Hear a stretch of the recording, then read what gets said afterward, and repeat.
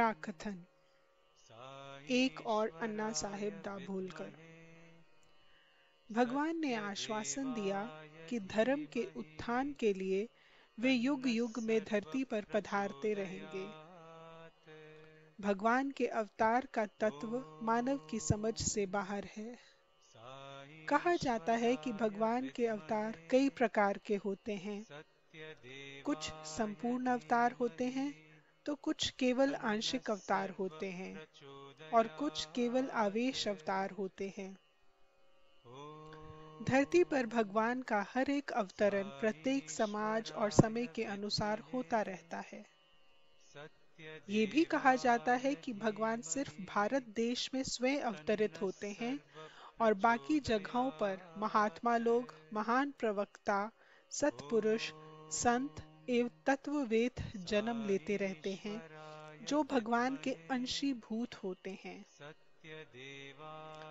भगवान श्री सत्य साईं बाबा का अवतार अभी तक भारत में प्रकट हुए सभी अवतारों में अति विशिष्ट है।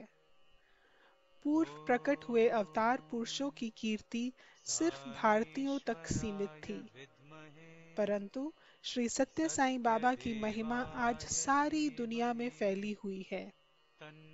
अतः कलयुग की मानव जाति पूर्व युगों की जनता से अधिक धन्य है। ये हमारे लिए सौभाग्य की बात है कि हम उस भगवान बाबा के समकालीन हैं, जो हमारे बीच में चलते फिरते हैं, हमसे बातचीत करते हैं और हमें अपनी माता से भी ज्यादा प्यार करते हैं। भगवान के अवतार का तत्व और चरित्र अप्रेममय होता है। मानव इसे ना तो नाप सकते हैं और ना ही इसका पूर्णतः दर्शन कर सकते हैं।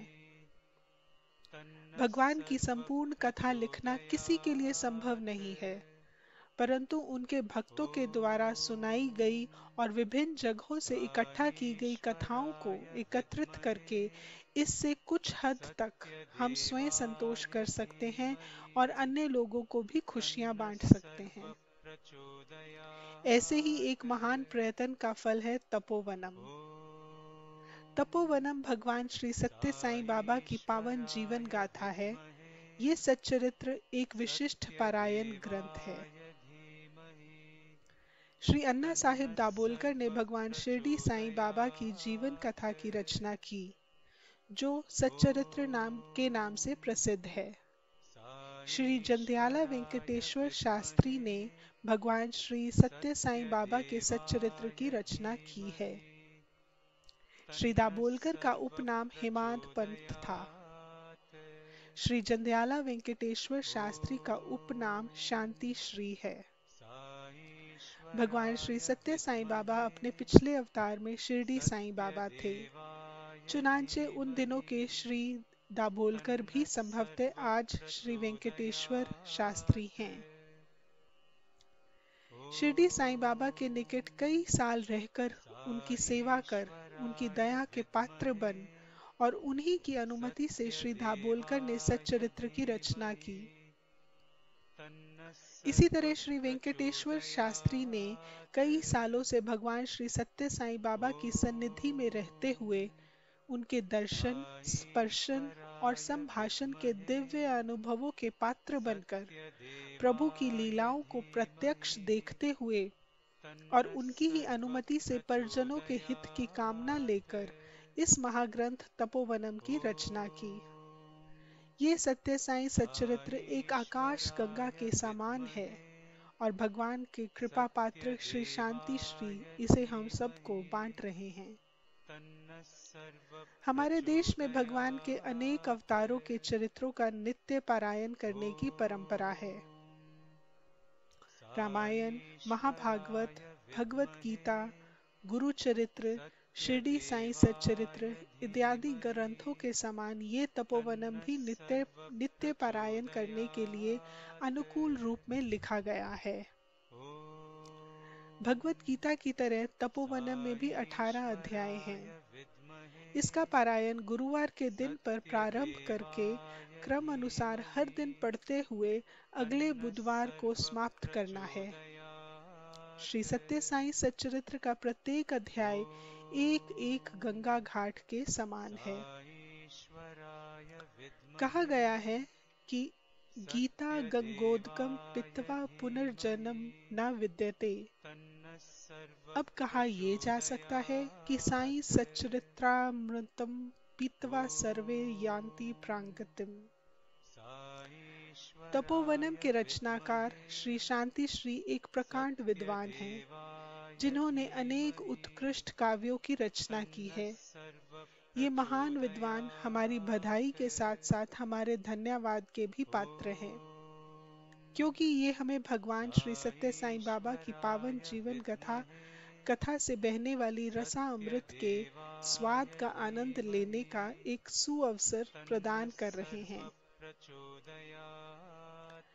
असित गिरि समस्यात कजलम सिंधु पत्रे सुर तरुवर शाखा लेखिनी पत्र मुरवी लिखती यदि गृहीत्वा शारदा सर्वकालम तदपि तव गुना नाम ईशा परम न याति।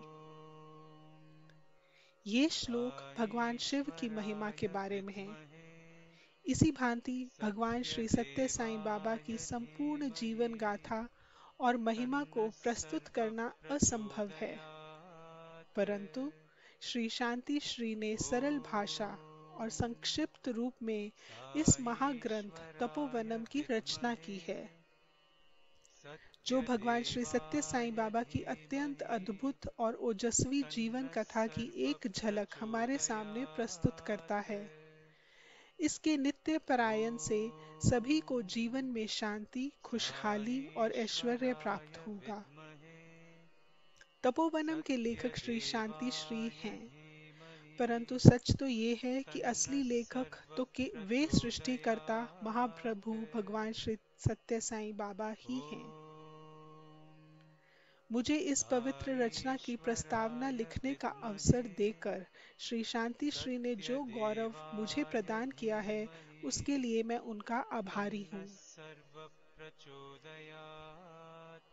यस्यति सद्ग्रंथ विमर्श भाग्यम किंतस्य शुष्कैश्चरपल विनोदे। बी रामराजू, राष्ट्रीय अनुसंधान प्रोफेसर।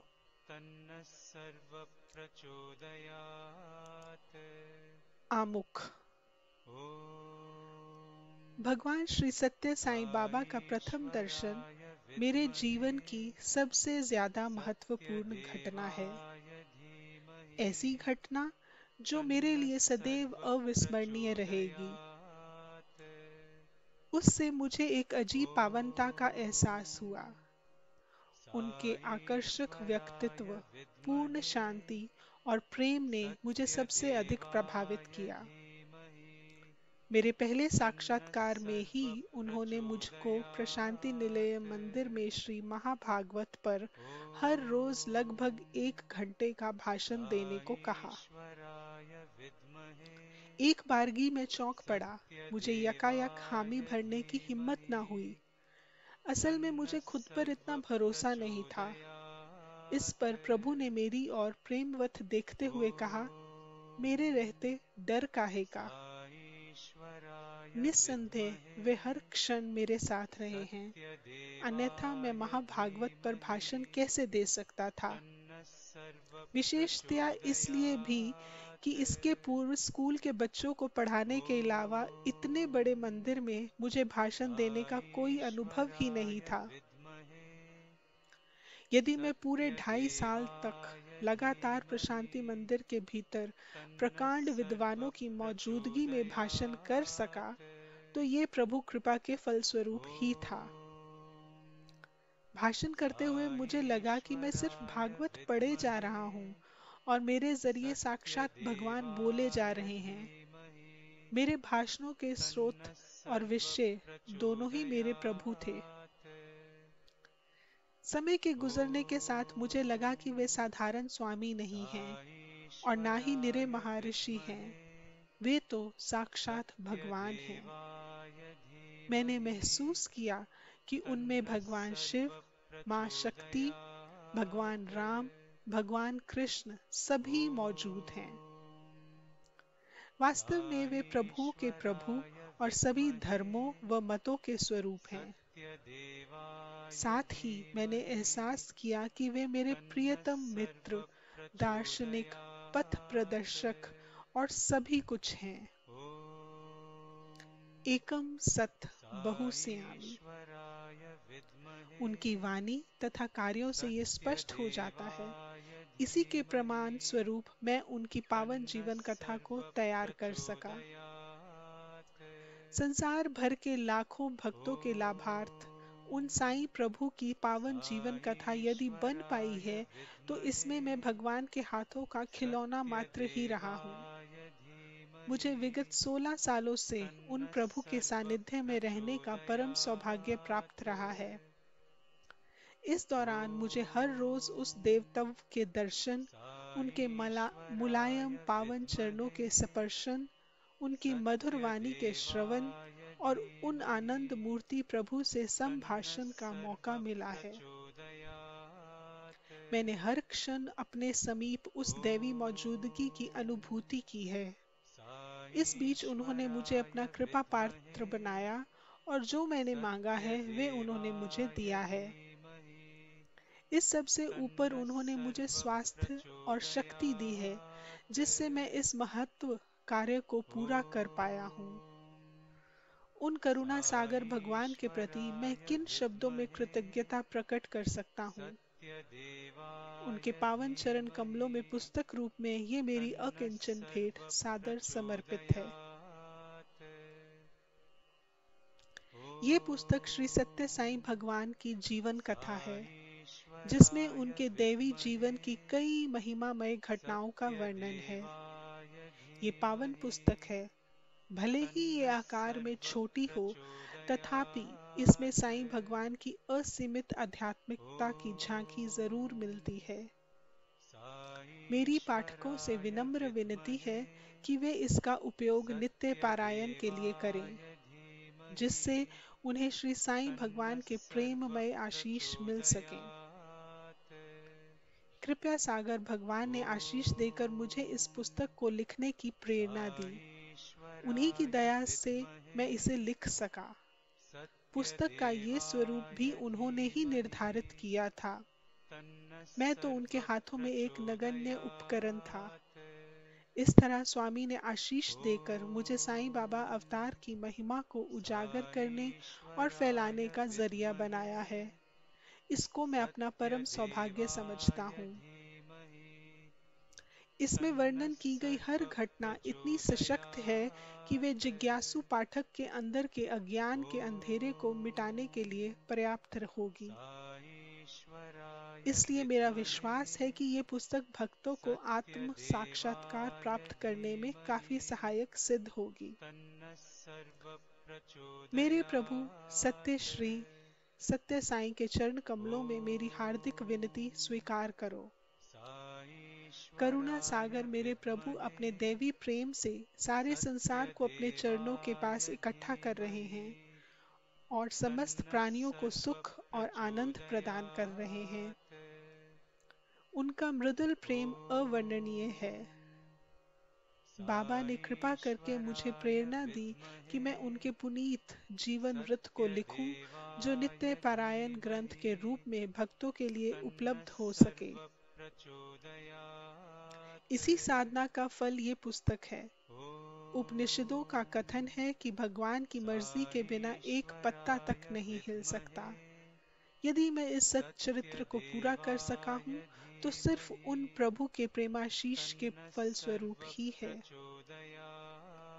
बाबा भगवान श्री महाविष्णु के अवतार हैं, जो वैकुंठ धाम से इस धरा पर मनुष्य देह धारण कर आए हैं। श्री बाबा ने स्वयं अपने भक्तों से ये बात कई बार कही है। विष्णु शब्द का अर्थ वह है जो सभी समय हर जगह मौजूद रहता है। पुट्टपर्ती इस धरती पर वैकुंठ ही है। ये प्रशांति का दैवी आवास है, जहाँ पाप नष्ट हो जाते हैं और मनुष्य को आनंद तथा मोक्ष प्राप्त होते हैं। श्री राम ने जैसे अयोध्या नगरी, श्री कृष्ण ने द्वारका और श्री साईं बाबा ने शिरडी बनाई, उसी तरह श्री सत्य साईं बाबा ने अपने दैवी संकल्प से पुट्टापर्थी को मौजूदा आकार देकर उसे आध्यात्मिक प्रसिद्धि का पवित्र तीर्थ स्थल में परिवर्तित कर दिया है। बाबा की असीम दया से मुझे प्रशांति निलयम में उनके अति निकट रहने का सौभाग्य प्राप्त है। मेरा ख्याल है कि ये पिछले जन्मों के दौरान मेरे भले कार्यों का पुण्य फल है। मेरी तरह अन्य हजारों लोगों को भी यहाँ पर निवास कर उनके दर्शन, स्पर्शन और संभाषण का सौभाग्य प्राप्त है। इनके अलावा यहाँ पर हर रोज हजारों की तादाद में भक्तगण आते रहते हैं।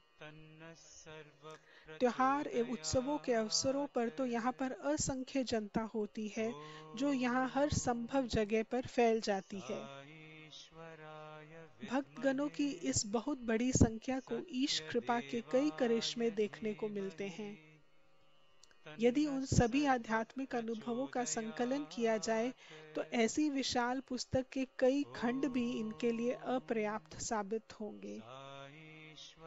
एक बार बाबा ने कहा, चाहे पौराणिक अंजना काजल पर्वत को सभी महासागरों के जल में मिलाकर कितनी ही स्याही तैयार क्यों न की जाए, स्वर्ग के हर इच्छा पूर्ति करने वाले कल्प वृक्ष की कितनी ही कलमें तैयार क्यों न की जाएं, सारी धरती को लिखने के कागज में क्यों न बदल दिया जाए और देवी विद्या की देवी सरस्वती स्वयं ही लिखने वाली क्यों ना हो, फिर भी स्वामी की लीलाओं, क्रीड़ाओं, सृजन, दैवी करिश्मे और उनके व्यक्तित्व का पूरा वर्णन करना मुमकिन न हो पाएगा।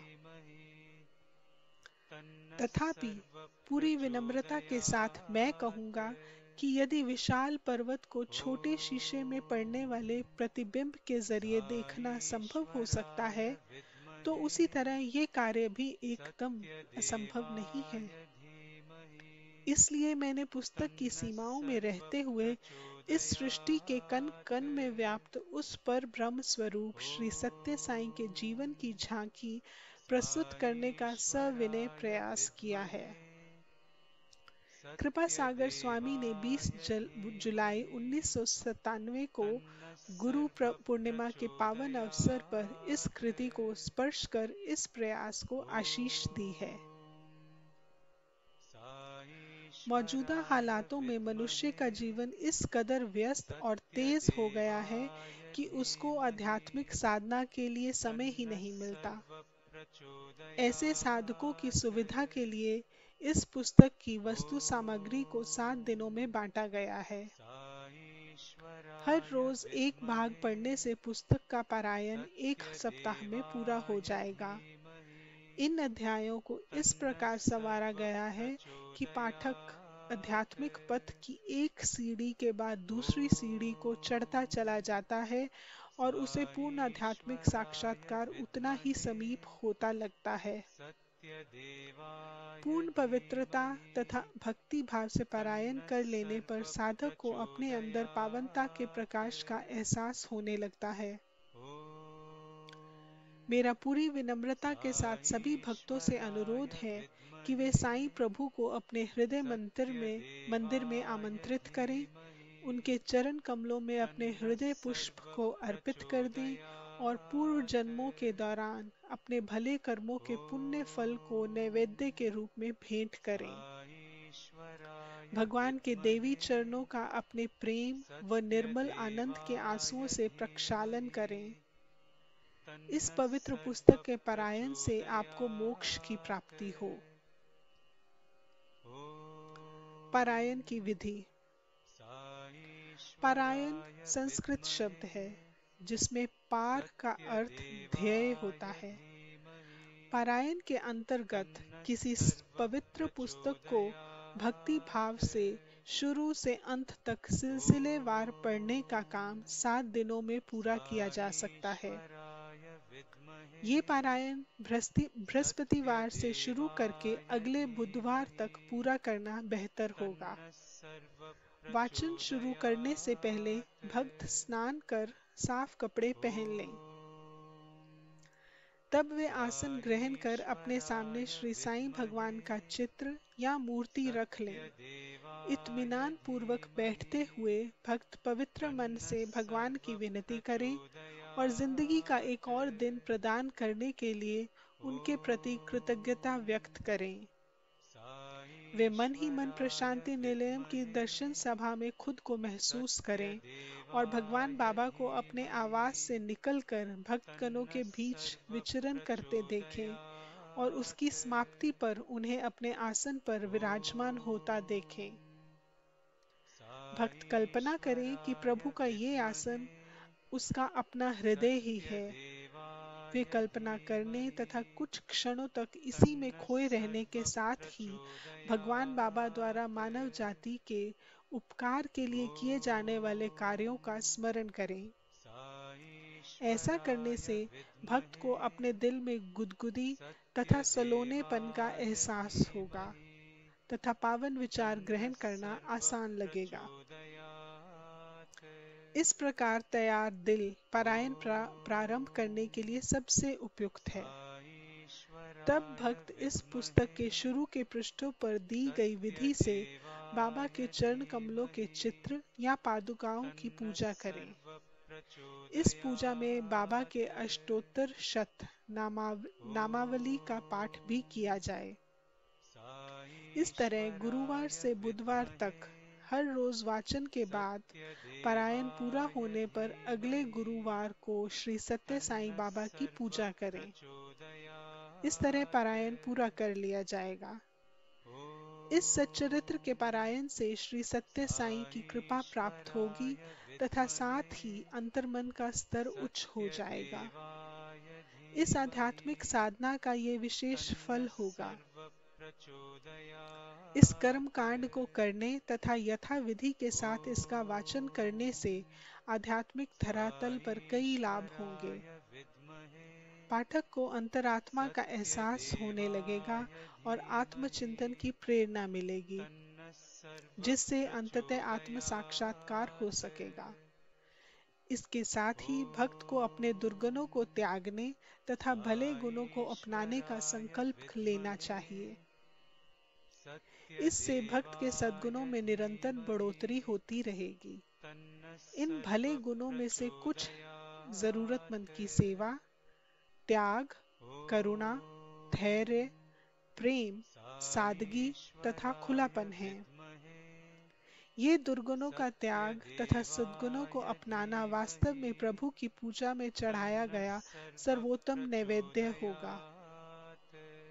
हमारा अंतिम लक्ष्य बाबा के सामने पूरी तौर से समर्पण होना चाहिए। यही मनुष्य जीवन की पूर्णता, सर्वोपरि ध्येय तथा आध्यात्मिक लक्ष्य भी है। इससे ऊंचा कोई लक्ष्य नहीं है और यही वेदों तथा उपनिषदों की शिक्षाओं का सार भी है। इस पवित्र ग्रंथ को साकार बनाने के लिए कई साईं भक्तों ने योगदान किया है। इस सिलसिले में मैं विशेषतया श्री राजेंद्र भंडारी का उल्लेख करना चाहूँगा, जिन्होंने इस पुस्तक का लगन एवं मेहनत के साथ हिंदी में अनुवाद किया है। प्रसिद्ध विद्वान और अनन्य साईं भक्त प्रोफेसर बी रामराजू ने इस पुस्तक के लिए एक सुंदर प्राकथन लिखी है।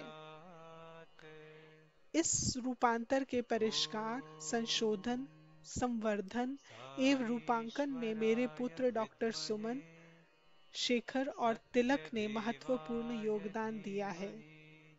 मेरी पत्नी इस सारी लेखन अवधि में मेरी प्रेरणा की स्रोत रही हैं। उनकी सहायता और प्रोत्साहन से ही ये ग्रंथ रचना संभव हो सकी है। इस द्वितीय संस्करण के संशोधन में प्रोफेसर तिलक के साथ श्रीनिवास कुंज विहारी ने मन लगाकर योगदान दिया है। साईं राम कंप्यूटर्स के श्री डी मोहन और श्री चंद्र प्रकाश ने कंप्यूटर टाइप सेटिंग करने में काफी मदद की।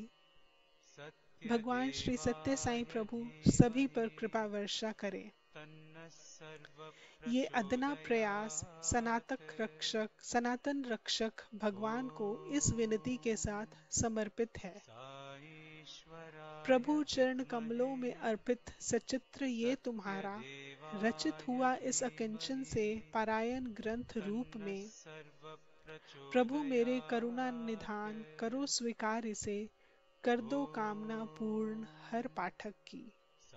शांति श्री जंध्याला वेंकटेश्वर